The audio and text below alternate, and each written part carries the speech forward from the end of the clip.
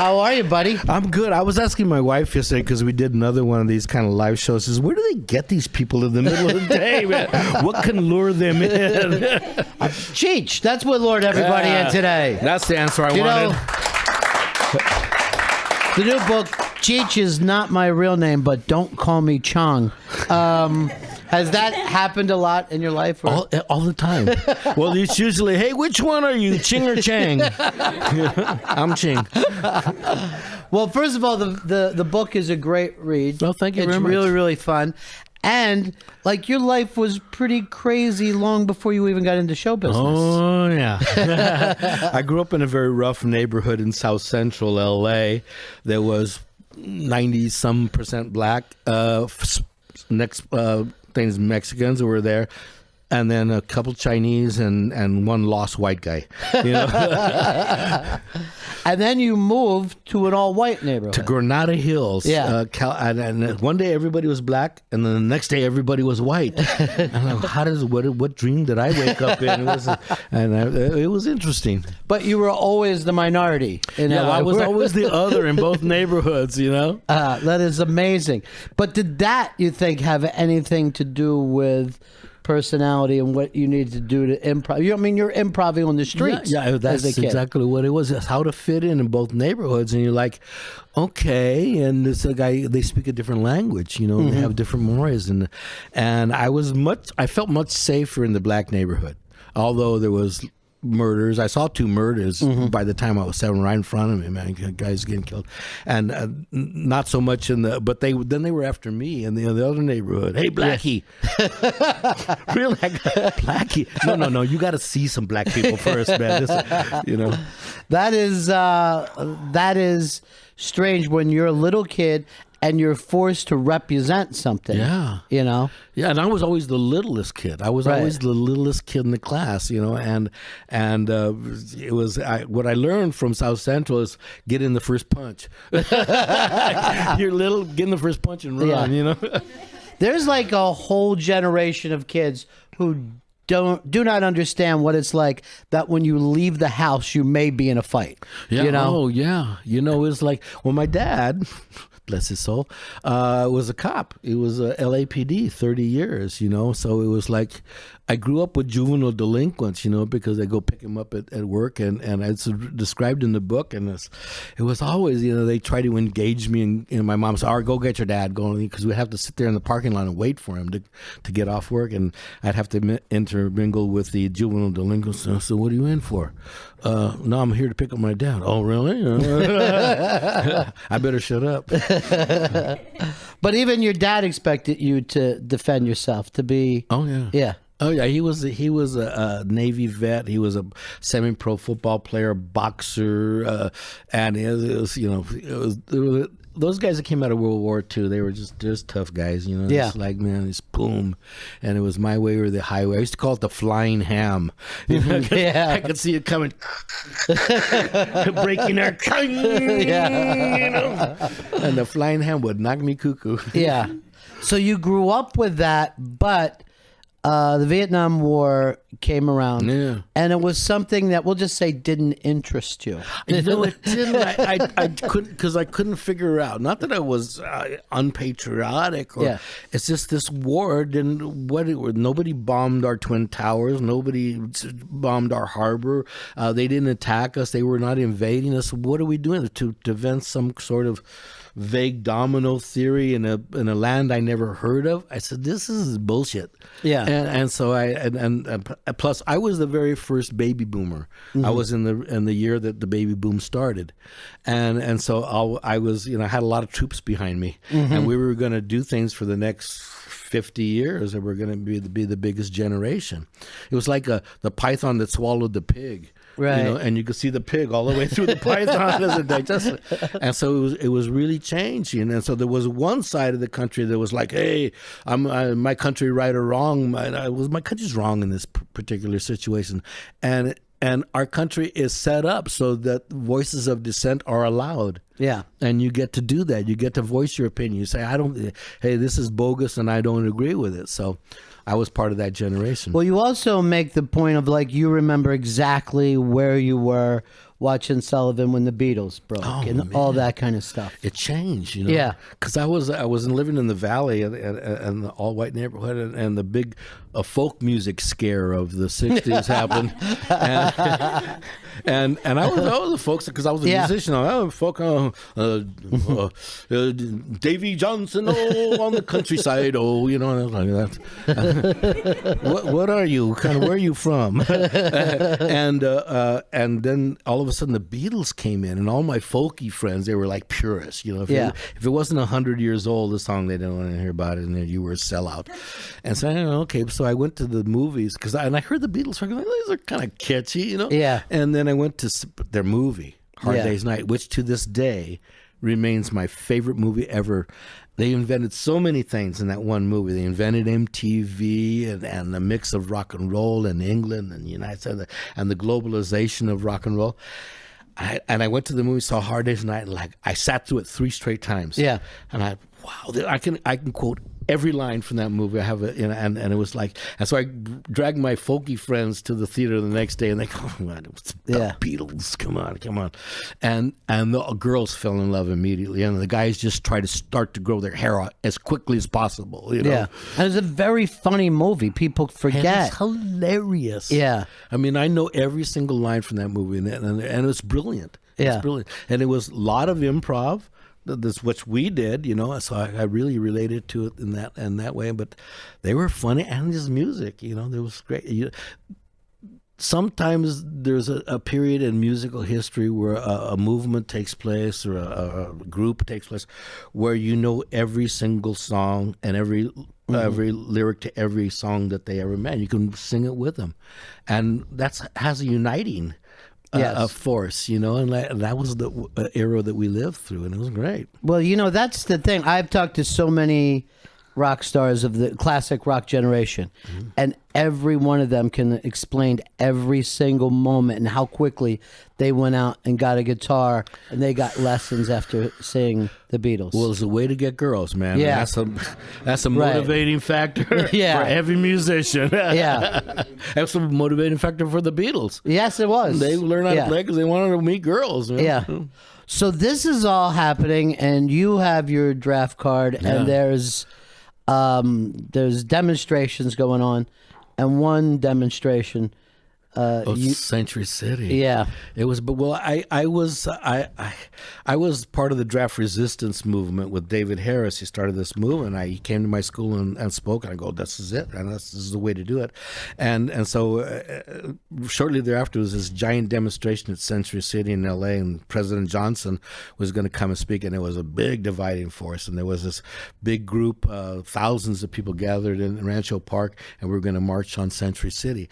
But one of the speakers there was thousands of people there, was Muhammad Ali, and he just won the world championship, and he had just changed his name from Cassius Clay to Muhammad Ali, and I was dazzled, man. He was the most physically impressive human being I'd ever met. He's big, and he's like 6'4", almost 6'3", somewhere around there, and just chiseled, you know, and he was really good looking and really funny and really smart, and he got on the back of a stake bed truck, and you know, I'm with you if you with me, and I handed him on my draft card, and he signed it, M. Ali, you know. Yeah. It was like cool, and then you know, I've been a champ. He's my all-time idol. Yeah, I mean, really, Muhammad Ali is not only could he knock guys out, but he was you know, cognizant of what was happening in society and with the war and with black people and all those things, and he faced prison, and he wasn't afraid, and you know, he had no fear in the ring, but he also had no fear outside of the ring, and he, you know, backed up his beliefs. Yeah. And also another person who was hilarious. You know what I mean? Like, while he was doing that, he was so funny in those. He was so funny. He was spontaneous. He could make that stuff up, you know, on the fly. And I go, this guy's, man, he's got, you know, and plus he was the greatest boxer ever. Yeah. You know, and I was boxing still to this day. I love boxing. You know? Some people don't like it. Some people, well, too bad. You know, and I like boxing because I was raised on it, and he was magic. He really was magic. And like the Beatles, another one of those just hard lines between generation and generation. Anyone older than Ali didn't understand him at all. They didn't. Anyone younger loved him. Yeah, he was a threat or a hero. And that doesn't happen a bunch, you know. Yeah. So again, I mean, it's so funny how you were such a product of that generation, you know, and really on the front lines for all of it. So while this was happening, you did something with your draft card. You I turned it in. That was the purpose of the draft resistance movement, is to not recognize their authority over you. If you're not 18, or if you're 18, don't register for the draft. If you've registered, don't show up for a physical. If they draft you, don't show up for that, and clog the system. That's the only way to slow this machine down. And so I did all those things. and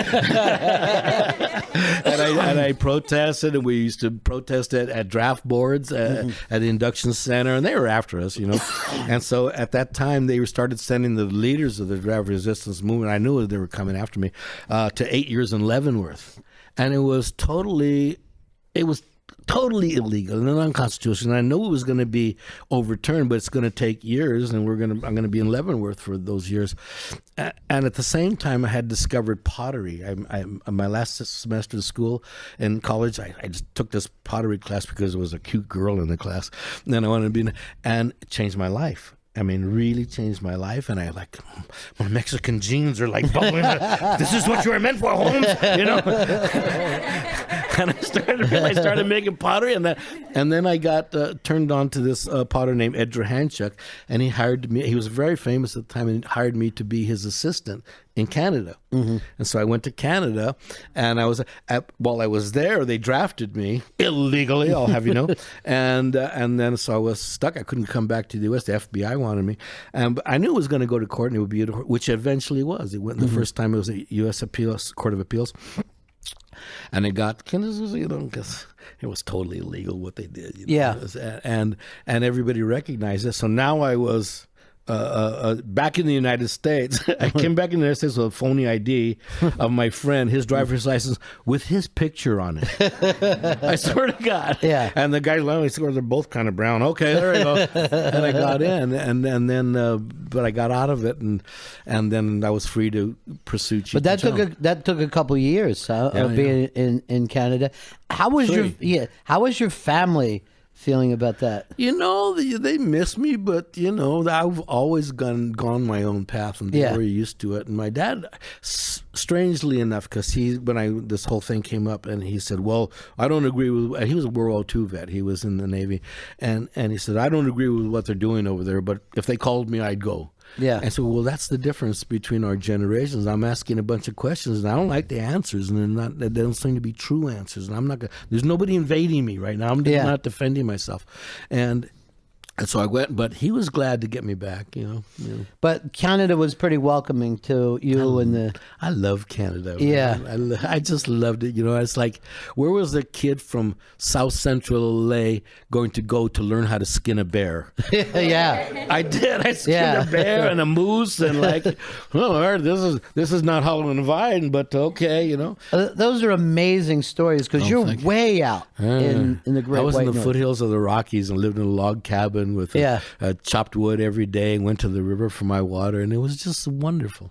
And that is true. A kid who grew up in sunny Los Angeles, you're now wrestling with a Canadian winter. It was the coldest winter in 80 years in Alberta, Canada, the year I got there, and it was the high during January was 20 below. That was the high.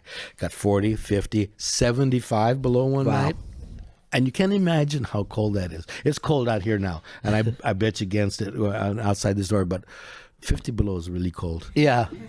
That's everyone's going to die cold. Yeah. Everybody Well, you don't survive. go outside because, and I had to go out to an outhouse if I went out to an outhouse. Yeah. And your lungs could freeze, and that's it. Yeah. Here's one of my favorite parts of this too. You're at a girl's house and you're listening to this Supremes album, over and over and over. And back then, people would read liner notes and go all through. And there was a name on one of the songs. The song was "Does Your Mama Know About Me?" And the Diana Ross and the Supremes recorded it, and it was a story about this interracial love affair. Does your mama know about me? And I said, man, this is a cool song, and I kept playing it over and over and over because it was really beautiful. I said, I wonder who wrote this song. And it turned out it says lyrics by T. Chong. What kind of brother is Cheech Marin? You know, and so I when I got to Vancouver, I was introduced to Tommy Chong. You're the guy from Does Your Mama? And everybody recorded it. The Diana Ross and the Supremes, Jermaine Jackson, the Harlettes, Stephanie Mills.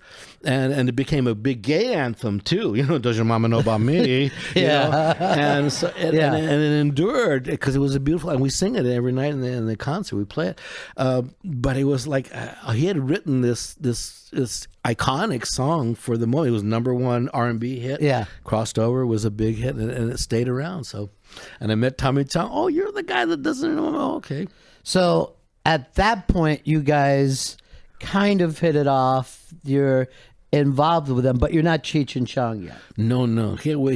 I got introduced to Tommy by the publisher of this magazine that I was writing for, Poppin' Magazine. It was like a music scene magazine in Vancouver, you know. And he says, I got this guy that you should meet. He's running this. I can't even describe it. It's an improvisational theater, but in a topless bar. Sounds good already. Yeah, you know, I could do this. And so Tommy had this bar that his family owned, and in his absence, when he was on the road with Motown, turned it into Vancouver's first topless bar. Mm-hmm. And it wasn't like a gentleman's club. It was a topless bar in Skid Row, you know. Like the first one, you had to go there to see naked chicks. Yeah. And so he turned it into this improv theater because he had seen improv theater when he had seen The Second City and Committee, and that's what he wanted to do. Yeah. And so he turned it into this, and it was like, unbeknownst to the audience.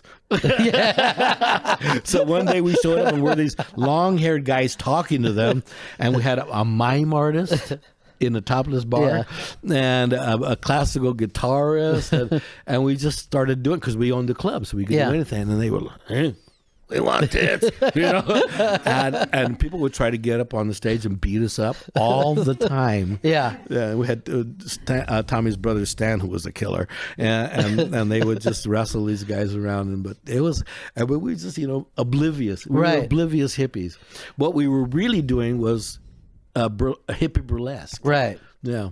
But that's the pure joy of it, is that there was just total fun, even though there was no plan. Yeah, there was never any plan. And that was the great thing about the 60s. We were all making it up as we went along. And it's like, let's try this, you know? Yeah. Well, who would ever think of doing an improv theater and then, like, it is like in the worst section of the city, which still is the worst section of the city right now. Yeah. And we started doing this, like, okay. And there was some brilliant moments in it. Really brilliant. We'd do 4 hours of improv a night, 6 nights a week.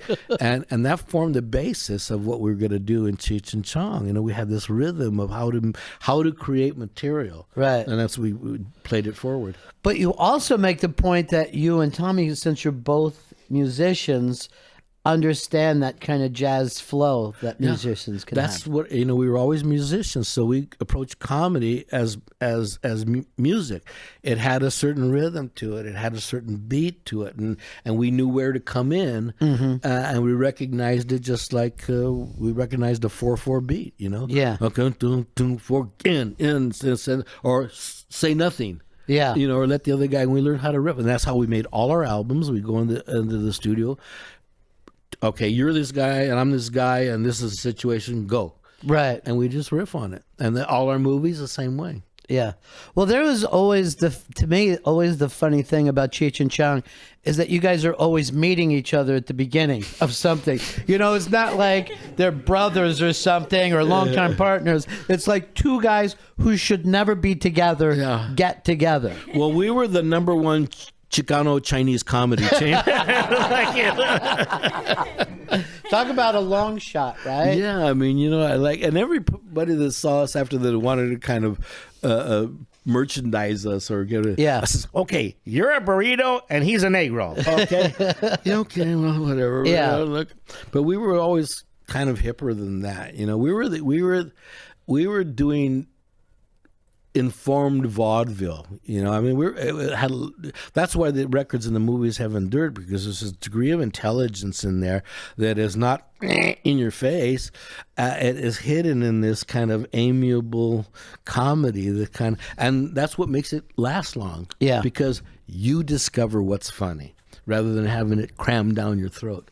Now, did you guys go back and look at any vaudeville, or you just felt it out as yourselves? No, we felt it out because that was our influences, you know. Yeah. People ask me anybody that was on the Ed Sullivan Show, any comic, I don't care if it was Myron Cohen or Alan King or Red Skelton, I love them. I love comedy. I love how they did it. And even if they only had one funny joke, I would sit down and go, oh, that joke's really funny, you know, and I would take that. But I think that's also great, because people would imagine that you guys were rebelling against the comedy before you, but you were really just updating. We were continuing. Yeah. We were the continuation of that tradition of comedy teams, which you don't see right now because it takes a certain blending of personalities and a certain compromise. Because, you know, you have to listen to the other guy and he has to listen to you, and so that's always contentious. Mm-hmm. But that's the irritant that makes the pearl, you know. And so, and when we were true to that, we were fine. So you got back in L.A., got the draft stuff behind you. Yeah. Thanks, of course, to a lucky accident. Well, when I was in, I was in Banff. I lived in Banff for Banff, Alberta, which is a beautiful national park ski resort, and so they were going to teach this Mexican how to ski. They used to call me the brown blur, because I didn't know. I could ski fast downhill. I just didn't know how to stop, you know. And one day, I got launched and came up and broke my leg in half. It was like a 7-compound fracture. And, this is not good. I looked at it, this is not good. And so I was out of commission. I was in the hospital for a month with this broken leg. And when I got out, eventually when I got back to L.A., that's what kept me out of the draft. Yeah. Because when I got back, my case was dismissed, and immediately they sent me a notice for physical. They tried to redraft me right then because they were going to get these guys no matter what they were. And so I had this broken leg. So I got all my X-rays from Canada and a doctor's note, and went to the physical, and got 4F'd out of the Army for that reason. That had to be an amazing feeling. It was a lucky break. There's literally like an old Zen saying about, you know, when bad things happen, who knows how it works out. When good things happen, who knows? Yeah. A lot of times you think there's fortune or misfortune, but it worked out great. I was always very lucky. I started meditating early in my life. I think it was 19 when Maharishi first came out with Transcendental Meditation, and I was in the first group at UCLA that because I got turned on to him by my girlfriend, and she says, "This guy's coming in, it's meditation." Okay, and went down, and I got it right away. I didn't become part of the organization because that's just not my nature to be in any organization like that. But I meditated. I still do to this day, and it always kept me centered. And I tell that to my kids or anybody else who's interested. The key is to be centered at all times. And there's techniques to do that. A lot of different techniques, but here's one. And be centered. And because you're living in the moment, the Catholics call it the state of grace, where there's no anxiety for the future or regret about the past. You're living, and so you see things more clearly in that moment, and you're using your instinct, which is what you really want to do as a human being. You want to use your instinct, and if your instinct is clear, you'll make the right decision every single time. I mean, that is without doubt never fails me. And also the key to comedy too, right? You're not moving it ahead. You're not worried about what just happened. You're staying in that moment. Yeah, and you're realizing what's happening in the room right now, man. I see different. You know who I saw do that? It blew me out? As Lady Gaga. Yeah. I went to see her concert in L.A. and she was a big deal show with moving parts and cranes and blah blah blah, all this. And those kind of shows you got to keep on a meter, and because they're timed, the guys got to come out and this one. And she would stop the show in the middle and after a song and talk to the audience in real time. Hey, what is that over there? What are those signs? They're freaking me out. Blah blah blah blah. And I was watching this, and I've seen a lot of concerts, and then she would pick it up again and get that momentum going again. And she did it 2 or 3 times during the show. And I was not only her wonderful talent and dancer and singer, but her ability to connect to the audience that way. And she had such control over it that they went along with her, man. And it just blew me away. Yeah. And you've seen, like you said, some of the best of all time. Everybody. Yeah. Yeah, and I've never seen that. Yeah. I've never seen the ability to if you go to see any, I don't know, Madonna or, it's on a track, because they got to keep it going because it's a lot of moving parts. But she blew me away, man. Yeah. Well, when Cheech and Chong were in LA, you guys started opening for bands. Yeah. And like people had never seen that kind of variety in a rock setting before. Before even we started opening for this bands, when we got back to LA, we were, you're out there every day, hitting the pavement looking for gigs. Yeah. It didn't matter. It had to be any kind of... What we really fell into right away was black clubs. We played all black clubs because I grew up in a black neighborhood. I knew that mentality. Tommy was in a band in Motown. He had toured in all the big, heavy black areas. And so they had this old format in the nightclubs that a professional MC would introduce a professional comedian and who would introduce a professional floor show. And so we fit right into that format. And also we were talking about weed, which was our connection to the black audience. Yeah. And they got that because it was, 2 non-black guys in the hippie era talking, doing comedy. And there were black clubs. Yeah. Black. And the first time I ever saw an armed guard in the parking lot. But we did all the black clubs, and we had this residency, I guess, at PJ's in Hollywood. It was the Uptown Black Club, and it turned into a black club, and we opened for Carmen McRae, Smokey Robinson, the Impressions, the Delphonics, the Little Anthony and the Imperials, Edwin Starr. One night, the Isley Brothers. Wow. And one night, right in that era when they had that "Who's That Lady?" with that fuzz tone guitar. That was we were playing with them right then when that came out. And also there was this other. This is Danny Boyle. Hey, dude. And there was this other. There was this other tune that was just coming out right at that era. It was called "What's Going On," Marvin Gaye, which was, to me, to this day, is the best album ever made because it incorporated all the rhythm and blues and statement at the same time. And he got up one night with the Isley Brothers and sang that song. It was just out, and it's like...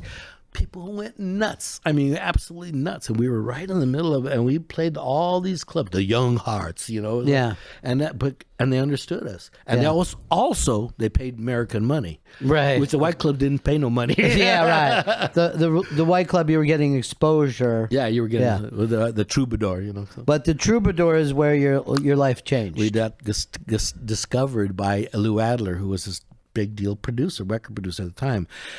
He produced Carole King and the Mamas and Papas and Johnny Rivers and Monterey Pop and just a zillion other. And he was just releasing Tapestry at that time, and which turned out that the biggest album ever.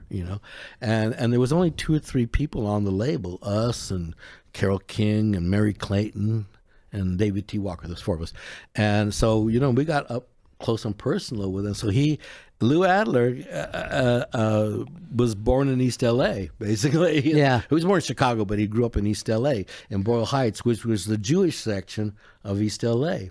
And so he understood what we were talking about. Oh, I know that culture. I know those low riders. I know that.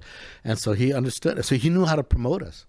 What amazes me about the first album is that normally you sign a comedy act, you go to the show, you record that show in front of a live audience, but you guys just walked into the studio and started improvising there. Yeah, and creating these scenes. Like everybody that was our contemporaries, Richard Pryor, Lily Tomlin, George Carlin, Steve Martin, even that's what they did. They recorded their live show, and you listened to it, and then it had a laugh track. Yeah.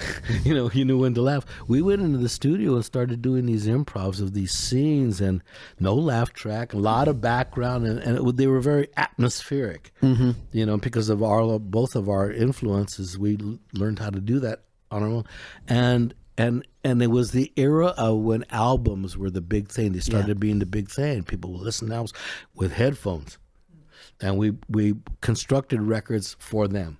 There was a lot of panning left to right, and jet planes, and backgrounds, and guns, and crashes, and these two voices that came out and that you'd never heard before. Right. And you got to make it up. Your interpretation of that, and I think, looking back in retrospect, that's what made them long-lived. Both the albums and the movies, because you decided when it was funny. You look at movies today and they're digitized and they're short scenes and blah, blah, blah, and they crammed on your thought. Okay, here comes the punchline. Eat it. And that improv era was you got to decide when it was funny, and sometimes it was different for everybody. Well, it was a unique thing because this was this comedy that we had never heard before, and it was about weed, which, by the way, you could still go to jail for weed. Oh, yeah. It was very heavy. And it was being listened to by people who were smoking weed. Yeah. And then, you would go to some kid's house and you're listening to this, and then it's his album, so he's looking at you like he's taking full credit for this experience, And it was life-changing right there. You guys recorded this stuff. It went out to radio stations. Yeah. And you're overnight kind of underground stars in a lot of ways. It was amazing. To radio, or people that record for radio, it's the fastest way to get something in front of the public. Movies, you got to write a script, and then you got to get the approval, and it's at least 2-3 years from the time you first think of an idea to it actually gets on screen. Records, you record it, it's on radio the next day. So it was like, how current can you be? That current, and everybody recognizes, like, wow, are we supposed to be listening to this? Is this legal? Yeah. But it was happening across the country because of the rise of FM radio. People were not, listening to yummy, yummy, yummy, I got love in my tummy. They wanted this other thing. Yeah. And the FM stations were catering to them. They would play one whole side of the record. Yeah. It's like, what am I listening to? Yeah. But it was happening all over the country. And it was this revolution because we traveled from city to city, and you could really. That's what I missed when I wasn't on the road anymore, is you didn't feel the pulse of the country. But traveling, being Chicago, New York, Des Moines, Iowa, and you see what people were thinking, how it was changing. I was like, wow, this is cool. Yeah. So you guys had that thing where you were more or less overnight stars. Yeah, more or less. Yeah. I mean, we had long show business backgrounds, both of us. Right. But this is the first time in this new genre. Yeah. And we were totally making it up. We had no models to work from. Right.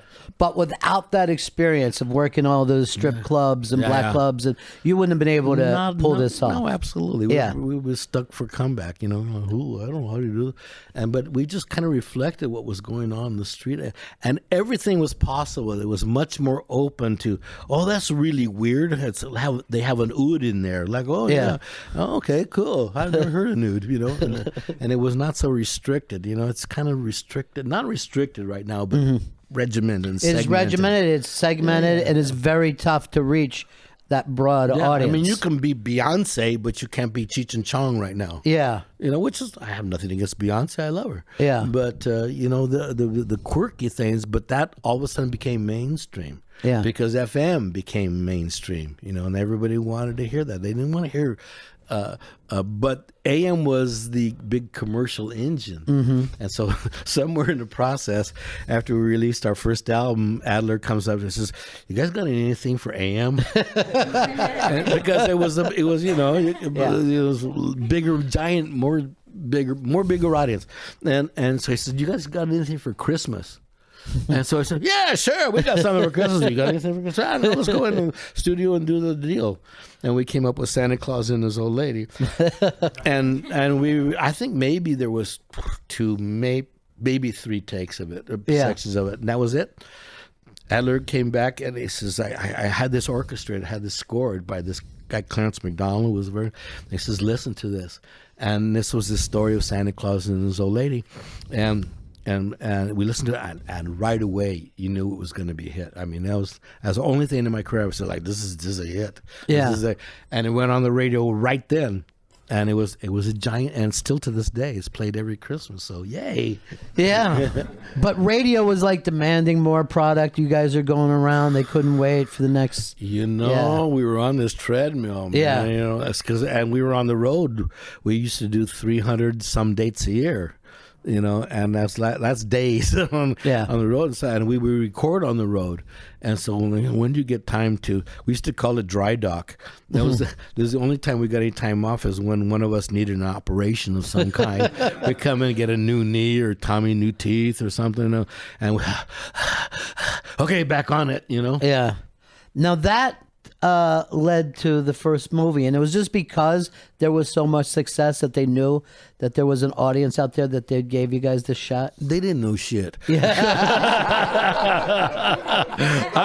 I mean, really, they did, because we were this giant record hit, a giant concerts. We were selling out Kennedy Center 2-3 shows, and so the TV people start tracking us, but then we were trying to get a movie made. We took off time at the height of the movie or the record career and said we got to write a movie because that's our next step, and because it was every comedy team's next step. All the great comedy teams made movies. It was Martin Lewis, Abbott and Costello, any of those guys. They made Laurel and Hardy. They made movies. Okay, we got to make a movie. And so we didn't know how. We had no idea how to make a movie. We know how to go to movies, but we didn't know how to make movies. And so we kind of potchkied our way through it, and I was doing that, and we Adler tried to get a deal for us with the studios, and they would they were making Hello Dolly at this point, they're not Hello Dolly, so they didn't know how to sell it because they didn't care what it was. They just know how. Right, it's got to make money. It's got to make money. They got to be able to sell it. Who are you gonna sell it to? Who would listen to this? Well, the 8 million people that buy our albums, maybe they didn't get it. They didn't get it at all. And so they just so we ended up making this negative pickup deal, which meant we had to raise the money, make the movie, and then when we gave it to them, they would buy it. But we had to make it first, and we had to finance first. So that's what happened. Now, right before Up in Smoke come out, did you guys feel like this is it? This is taking this next level, or you don't know how it's going to work? We were making a movie, and that's the biggest thrill you could have in life with your clothes on. It was like, it is like, man, we're making a movie, man. We're us guys from the strip club. We're making a movie. Hey, we're in Hollywood. This is all cool.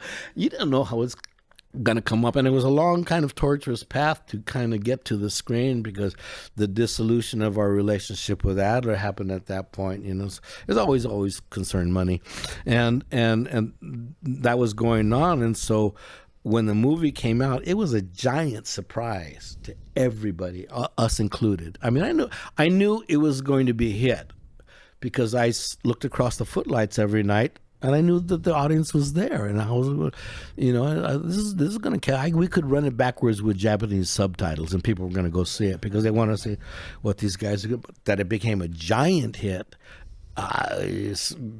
freaked everybody out. They were not ready for it. But we were. Yeah, insane laughs in that movie. I mean, some of the hardest I've ever seen people laugh. Me too. Were in that movie. Yeah, I went. The first time I ever saw it with an audience was in Dallas, Texas.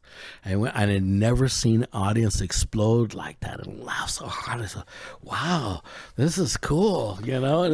It's insane. But when the early part of the movie and Pedro is going sideways, he's so paranoid, and the cop comes up, knocks on the door. People were laughing so hard and I saw someone run down the aisle.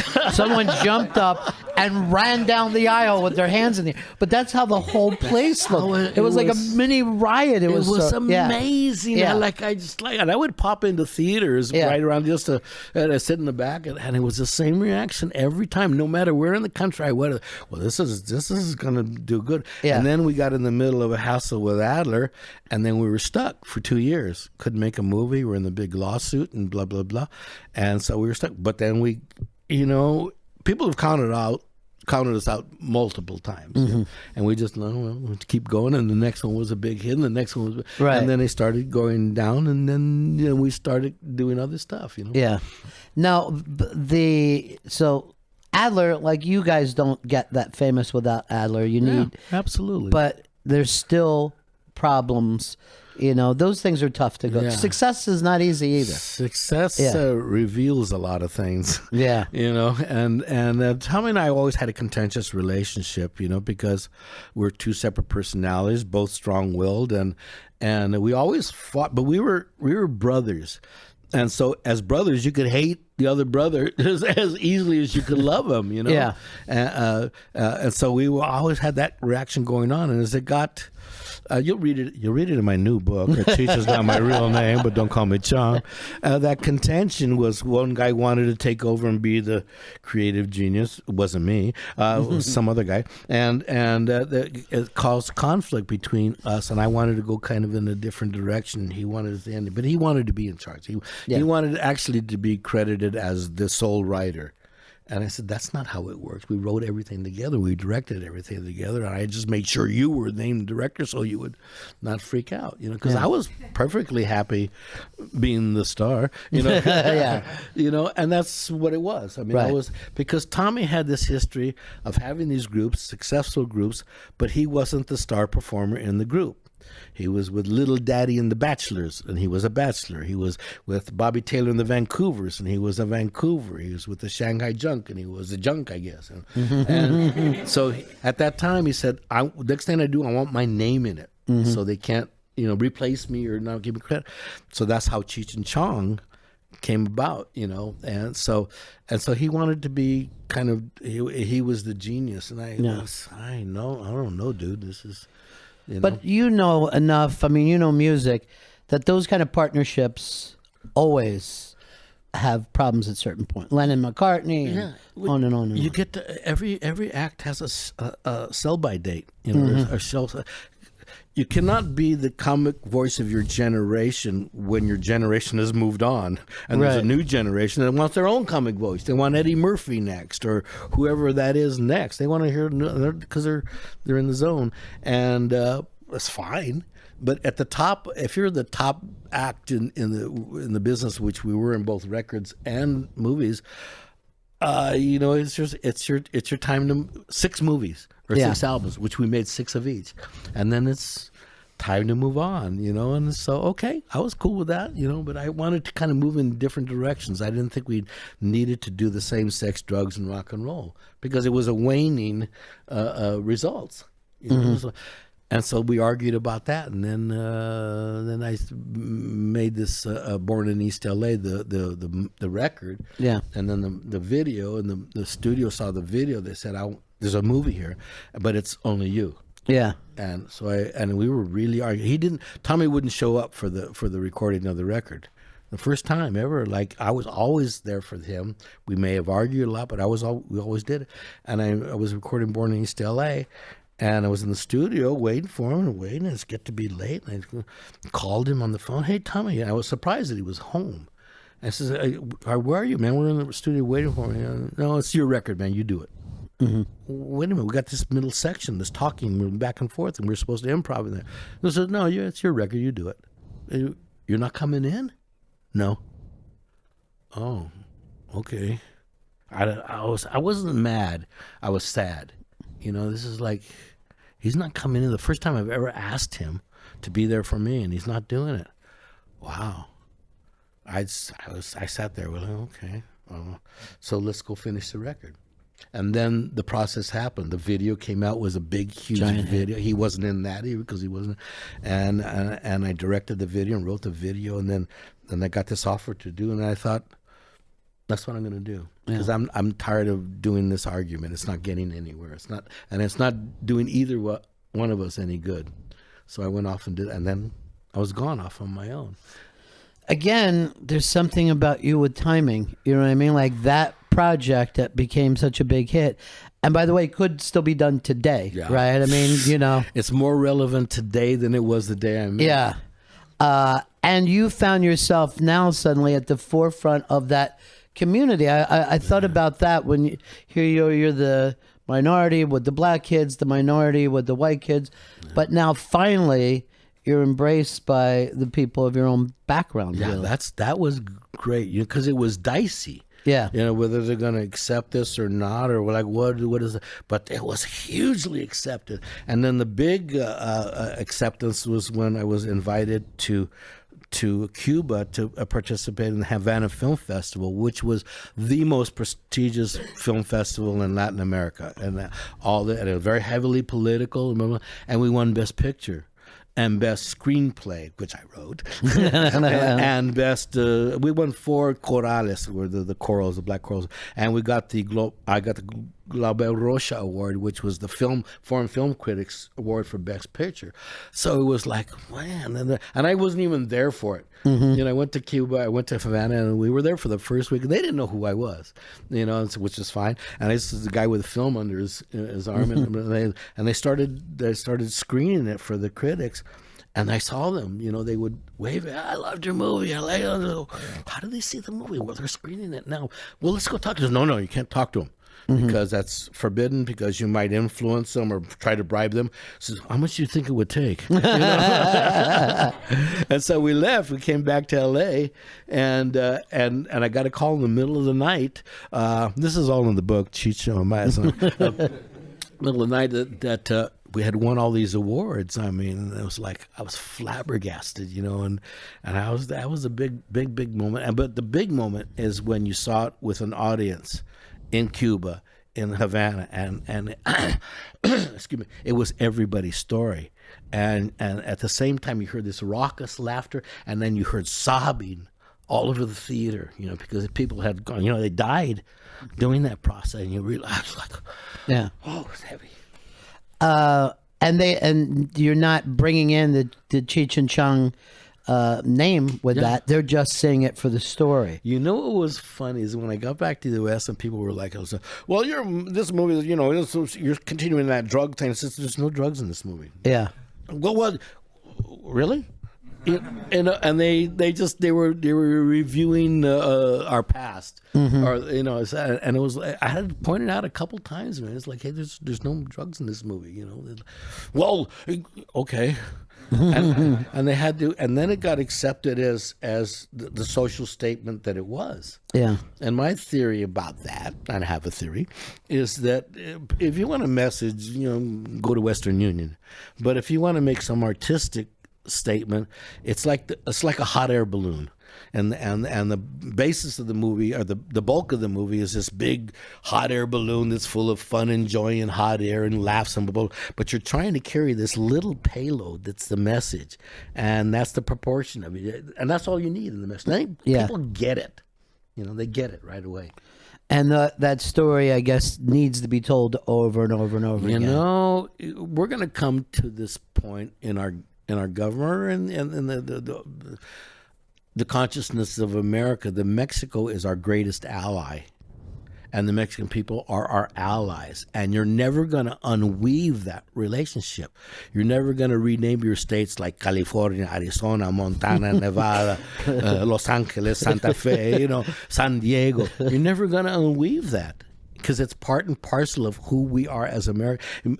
America is the shirt that got sewed onto the button, and because New England is like, the Pilgrim is like, but the great majority of the country is the Louisiana Purchase and the Gadsden Purchase and the Mexican-American War, which now all those states and those territories are now America, rather than Mexico. My grandmother, who died when she was 95, and I asked her, I had to write a report, like where your parents came from, and I said, no, I got it. Where were you born? Because my dad said you were born in Mexico.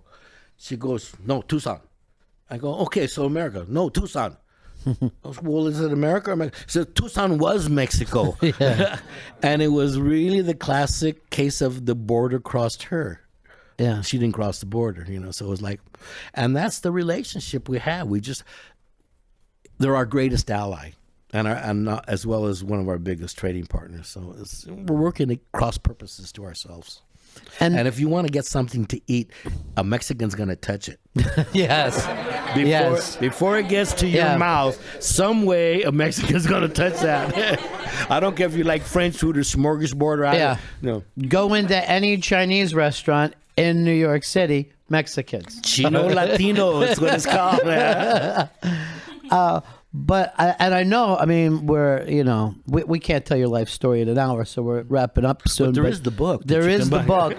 And like I said from the beginning, the book is fascinating. I picked it up for the comedic point of view, but there's so many other stories.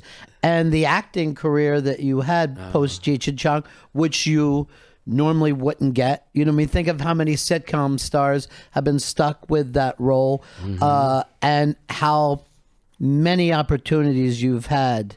I've been extremely fortunate, and I was at the right place at the right time, and again. And not only put in stuff, but put in iconic movies. Yes, I mean, The Lion King is certainly an iconic movie. Cars is certainly. Tin Cup is certainly an iconic movie, and I was very lucky to be in all those, and people recognize me for different stuff, And the Robert Rodriguez movies. Rodriguez movies, man. I was Uncle Felix, and some people, especially kids, only know me from that. Is that right? They only know me from that. You're Uncle Felix, and they go nuts, Because Robert was another one of those kids that was raised on Cheech and Chong. And then that generation of kids became directors. Robert Rodriguez, Quentin Tarantino, who put me in his movies too, because he had been raised on Cheech and Chong. And they understood, we need you here in this thing. And so we fit in right perfectly with him, I'm waiting for another generation. I need a job, The grandchild of. And then, of course, Nash Bridges, which is a big mainstream hit. So you've got the album career, the touring career that you've had, the movie career with Cheech and Chong, the post-movie career, mainstream television. Animated. There's very few things in show business that you haven't been part of. I still want to do Broadway. Is that right? But only for 2 weeks. Because damn, I'm old, and I don't know, 8 shows a week. But I directed on Broadway. Already, I directed Latino Logs at the Helen Hayes Theater, and that was really a thrill. But I'd like to be in a musical. A musical? Yes, I would like to, because I'm a singer all my life. I could sort of dance.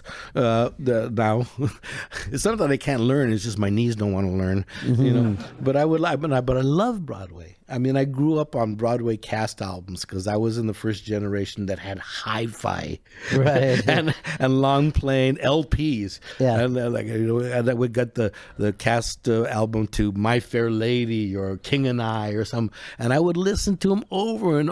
Or Music Man, There's a couple young girls I met a little while ago, and they were like musical comedy. They went to school for that, and I could sing with them every song on Music Man. I said, "Well, who were you? Were you Marion?" "Yes, I was Marion." How do you know there was Marion?" "Well, I know stuff, honey." It's amazing too to think this rebellious underground performer is listening to the Music Man. Yeah, My Fair knew Lady. every single lyric. Pick a little, talk a little, pick a little, talk a little, pick, talk a lot, pick a little more. And she looked at me like, "What? How do you know that? How old are you?" Well, now with all this, you and Tommy get back together, and how was that to jump back into that? Because I know for a few years there was some kind of shots back and forth in the media, but how did that feel to get back together? I knew that if we were ever going to do something again, and I always thought we would, is it would be stage, because that's the thing we could argue about the least. Because still those arguments came up. Who's going to direct? Well, I'm not going to let you direct, and I don't necessarily want to direct. Let's get another director. No, I want to direct. All right, and but it was staged, so we started, okay, because there was that clamoring for the Sure. everybody, when are you guys going to do something? So we did stage, and it was okay. When we got on stage, it was like I'd been away for 20 seconds, not 20 years. And the audience, and we didn't even rehearse the bits. We just went and did them, and like, and there was still a lot of residual resentment, and only has recently dissipated. I think with health issues, you kind of come to the point where like, enough of this. Yeah, well, you have to do with family anyway, right? Yeah. Like what does it really matter who was right, who was wrong, who did what? And we just get on stage, and it's like it's a magic pairing. Yeah. I mean, there's no other way to describe it. We were meant to harmonize with each other. It's like the Everly Brothers. I mean, there's other good singers you can harmonize with, but your brother, they grew up with, and you got that tune. And so that's what we're doing now. We're on stage, and it's fun.